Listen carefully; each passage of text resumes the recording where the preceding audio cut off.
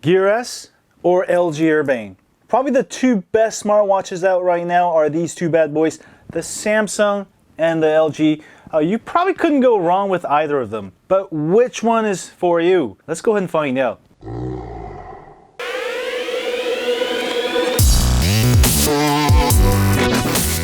Last October, I bought my Gear S smartwatch in South Korea within a few days of its release.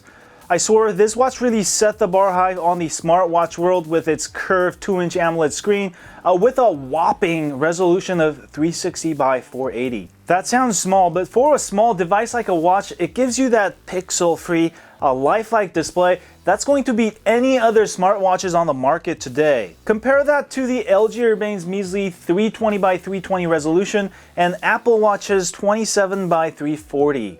Sometimes Samsung does display right, and this time they killed it months or maybe years before their competition. And probably the coolest feature on the Gear S is that it comes in a giant screen that doesn't look so giant on your wrist since it has a curved screen. Anyway you look at it, this is a glimpse of the future of smartwatches, and Samsung has brought it to you a couple of years early. Not only that, the Gear S allows you to get full 3G data along with voice calls, so you can be a dick.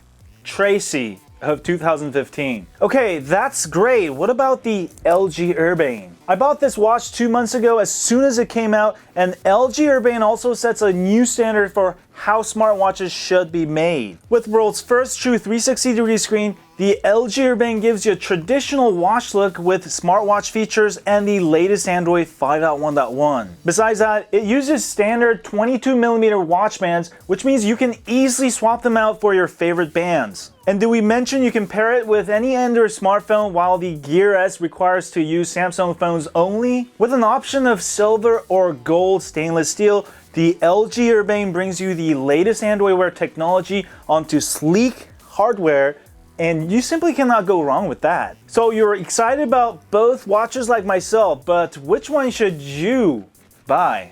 First, if you don't have a Samsung smartphone, you probably want to go with the LG Urbane. The Gear S runs Tizen, which means you'll be locked down to Samsung apps only. This is one thing that hurts Samsung, and they're doing it to lock their customers into Samsung devices.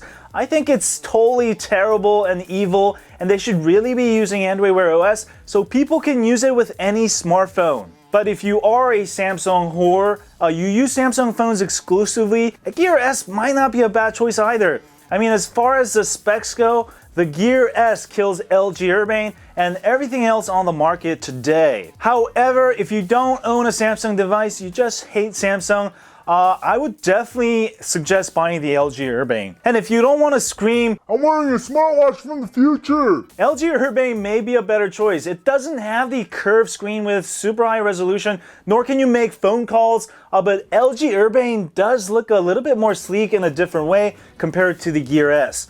I mean, you could wear dress clothes, t-shirt, pajamas, and still look good. Now, there are a couple situations where the Gear S might be better for you than the LG Urbane. Let's say you're a swimming teacher and you're in the water all day long in the pool.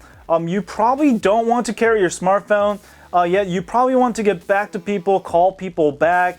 If that's the case, the Gear S can help you do that, as you'll be able to make calls, even type SMS text messages back, all of this without getting out of the pool. There are situations where you don't want to carry your smartphone, yet you still want to receive calls and have some kind of internet access. The Gear S may help you do that and be a dick. Tracy. Alright, let's talk about durability. I've tested both of my Gear S and LG Urbane to the fullest, taking them both to daily showers, daily driving them, sometimes hitting the wall or other objects.